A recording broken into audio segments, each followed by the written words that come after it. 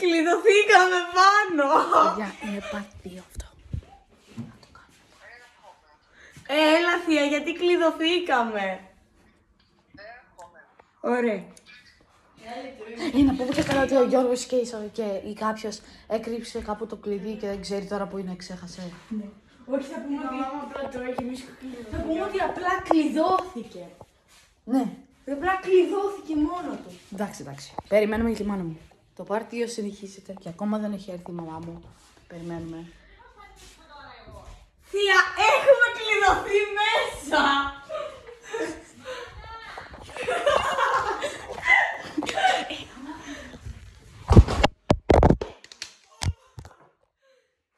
Sorry, παιδιά. Θεία, έχουμε κλειδωθεί!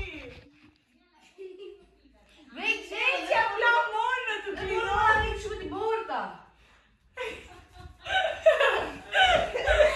Απλά κλειδώθηκε!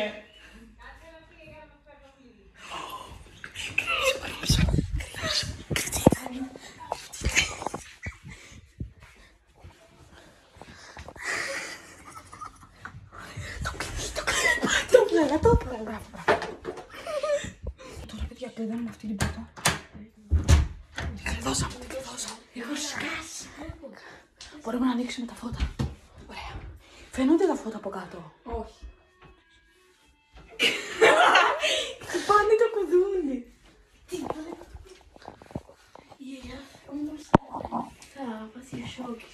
Παιδιά, σούτε. Κάτσε να το βάλω εδώ.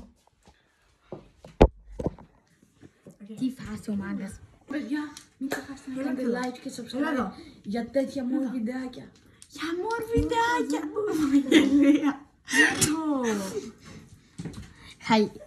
Παιδιά, πρέπει να μην μας φάει. Εγώ γελάω συνέχεια μαζί με το Βαγγελίτσα. Να πάω να ανοίξω την πόρτα. Να ανοίξουμε Ναι, πέρα και να βγούμε. Όχι. Α, ναι, όχι να πούμε. Τι έγινε. Όχι. Δεν ανοίγει εύκολα. Δεν ανοίγει εύκολα. Έχει κάτι σίτες. Πάμε. από κάτω τις σίτες. Σοφία. Πάμε να ανοίξουμε. Άνοιξε. Έλα, πάμε να ανοίξουμε. Πάμε. Για να ανοίξουμε και να τι κάνετε. Καλά, είστε. Τι έγινε. Γιατί να ανοίξεις. Γιαγιά!